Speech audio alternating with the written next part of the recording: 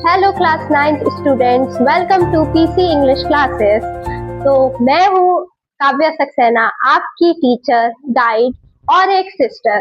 तो आज हम लोग आपका फर्स्ट चैप्टर स्टार्ट करने जा रहे हैं, जो कि है how I taught my grandmother to read, जो कि सुधा मूर्ति के द्वारा लिखा गया है। तो फटाफट से स्टार्ट करते हैं, लेकिन इससे पहले मैं आपको बता दे रही हूँ कि आपका ये आप फर्स्ट एक्सपीरियंस है मेरे साथ और मेरा भी, ठीक है। अब ये कावेरी बुक के लिए भी फर्स्ट एक्सपीरियंस है, क्योंकि ये पहली बार इंट्रोड्यूस कराई गई है, ठीक है।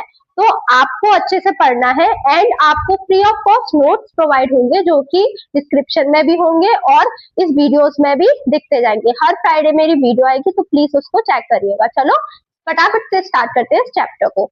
तो इस चैप्टर के अंदर दो मेन कैरेक्टर्स हैं।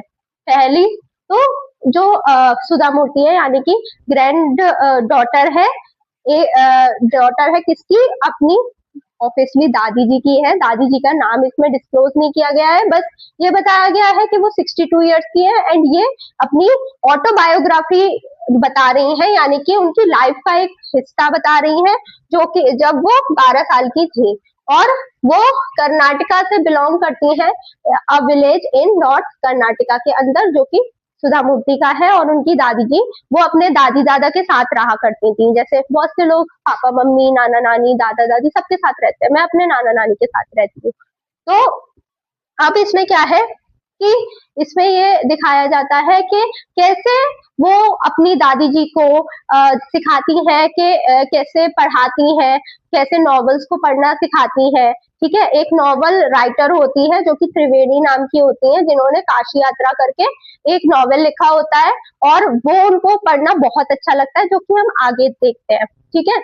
अब आगे हम लोग ये जाते हैं कि एक तो इसमें लिटरेसी इम्पावर्स इंडिपेंडेंस बताई गई है ना, लव बॉन्ड केयर पेशेंट ये सब बताया गया है। अब जैसे बच्चों इसमें वो सिखाती है ना अपने आप को, अपने ग्रैंड मदर को, कि कैसे आपको पढ़ना सीखना है, वैसे ही हम लोगों को आजकल हमारे दादा दादी जी जो कि जेन एक्स जनरेशन से है ना, तो उनको हमको क्या बताना चाहिए कि भाई कैसे फोन चलाना है। मेरी नानी जी है, वो पूछती है बेटा ये क्या हो गया वो क्या हो गया, है ना। अब हम लोग को बेतुकी लगता है कि बताओ ये ऐसे कर रही है, इनको इतना भी नहीं आता। अरे ये तो देखो कि हम लोग किस जनरेशन में, वो किस जनरेशन में, 2 जनरेशन का गैप है। खैर उसको छोड़ते हैं, अब इसको स्टार्ट करते हैं कि इसके अंदर क्या है। तो इसमें जो सुधा मूर्ति होती है उनकी दादी जी के साथ वो खूब मतलब बातें करती है, खेलती है, कूदती है, सारी चीजें। और एक नॉवल होती है जो कि त्रिवेणी या फिर और भी बहुत सारी नॉवेल्स वो पढ़ती है। तो वो शाम को और मोस्टली वेंसडे को वो हमेशा उनको शाम को जो जितने नॉवेल्स हैं जैसे पढ़ के सुनाती हैं, वो भी बड़े ध्यान से सुनती हैं कि अच्छा अच्छा इसमें ये है उसमें वो है। फिर शाम को जाकर के अपनी सहेलियों के साथ डिस्कस करती हैं कि देखो उस नॉवल में अरे ये नहीं ये हुआ था। तो फिर ऐसे करके डिस्कशन करती हैं, जैसे कि होते हैं आओ बहन चुगली करे, लेकिन वो चुगली अच्छी करती है, चुगली भी नहीं करती है एक्चुअली, है ना। तो अब आगे क्या होता है इस चैप्टर में कि एक बार ये होता है कि उनको पढ़ना तो आता नहीं था दादी को, तो सुधा मूर्ति अपने कजिन्स के साथ किसी वेडिंग वगैरह में गए होते हैं। तो फिर वेडिंग में जाते जाते वो चली जाती है 2-3 दिन के लिए। फिर वो आती है ना वापस, तो वो दादी जी को बहुत सैड फील करता हुआ देखती है, रोती हुई देखती है। वो बहुत चकरा जाती है कि भाई पूरे लाइफ मैंने ऐसे कभी नहीं देखा, इस बार क्या हो गया उनको। तो फिर वो बोलती है कि देखो मैं ना जब छोटी थी तब मेरी माँ गुजर गई, और मेरी माँ गुजर गई, मेरे पापा ने दूसरी शादी कर ली, मेरे को संभालने के लिए कोई भी नहीं था। एंड मेरी जो शादी थी वो भी बहुत जल्दी हो गई, ग्रैंड डॉटर भी जल्दी हो गई, बेटी जल्दी हो गई, तो ग्रैंड डॉटर भी जल्दी हो गई और मैं जल्दी दादी बन गई। ऐसे ऐसे बेटा बेटी जो भी है जल्दी हो गए। तो मैं बहुत जल्दी जल्दी अपनी लाइफ को जी, इस चक्कर में मैं पढ़ाई ही नहीं कर पाई। और जब उन्होंने ऐसा बोला ना, तो सुधा मूर्ति जी बहुत ज्यादा सैड हो गई कि बताओ मेरी दादी जी इस फेज से गुजरी और अभी वो कितना हैप्पीली मेरे साथ रहती है।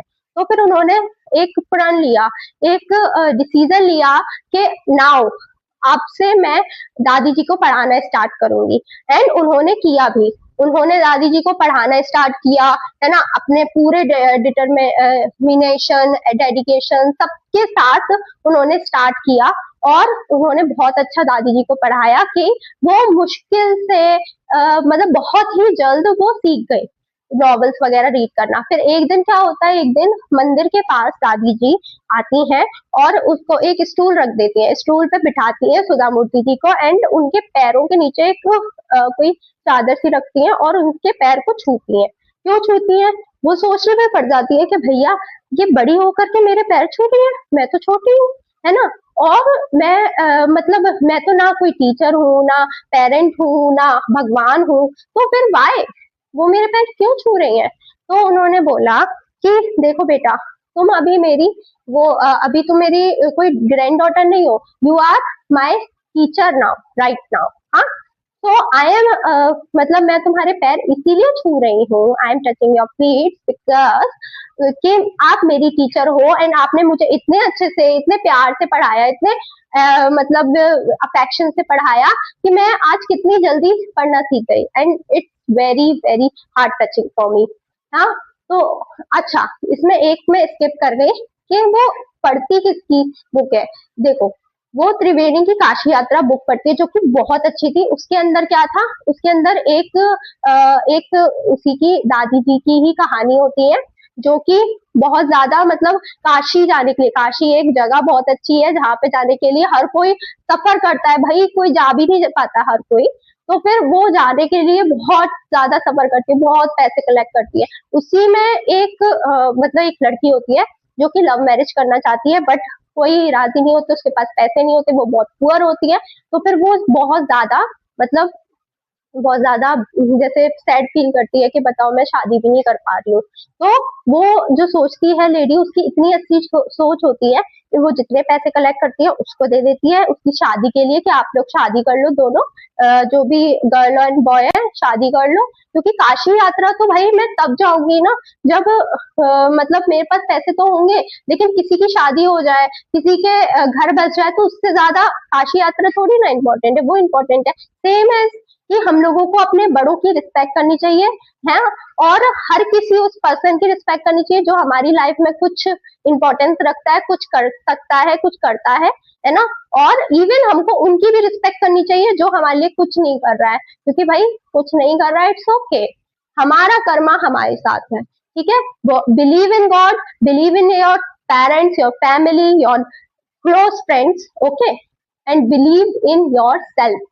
आप बच्चों आप कर सकते हो, नेक्स्ट ईयर आपका बोर्ड है, आपको अच्छे से करना है, you can do it, okay. तो दैट्स इट फॉर टुडे। ये जितने भी ये आप लोग एक बार देख लीजिए कि ये जितने भी नोट्स है, इससे बाहर आपको कहीं पर भी कुछ भी जाने की जरूरत नहीं है, सिर्फ इतना पढ़ लीजिए एंड मेरा जो भी मैंने आपको मतलब नोट्स वगैरह बनाए हैं वो पढ़ लीजिएगा और ये पढ़ लीजिए। That's it for today and for whole examination. बस इस वीडियो को एक बार फिर से देख लीजिएगा, 2x पे देख लीजिएगा भले, बट देखिएगा जरूर, और मैं वन शॉट लेकर आऊंगी तो वो देख लीजिएगा, ठीक है, लेकिन देखिएगा जरूर, हाँ, क्योंकि आपके फ्यूचर का सवाल है। मुझे सिर्फ अभी के लिए नहीं, आपको ये कि अभी के लिए अच्छे मार्क्स आए, मुझे आपको फ्यूचर के लिए सक्सेसफुल बनाना है। And that's it for today. I hope you like it. If you like it, please like my video and subscribe to my channel, press the bell icon, and thank you so much for watching.